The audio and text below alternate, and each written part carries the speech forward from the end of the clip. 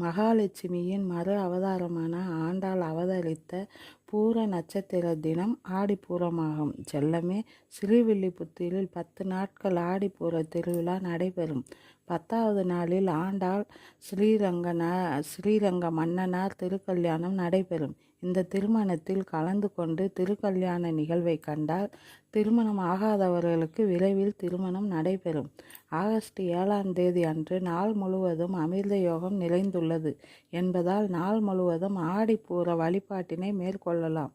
ஆண்டாள் நாச்சியார் மட்டுமன்றி அன்னை உமாதேவியும் அவதரித்து இந்த நாளிலேயே உலகத்திற்காக அன்னையாக விளங்கக்கூடிய அன்னை பராசக்திக்கு ஆடி மாதத்தில் ஆடிப்பூர தனத்தன்று வளைகாப்பு திருவிழா நடத்தப்படுகிறது.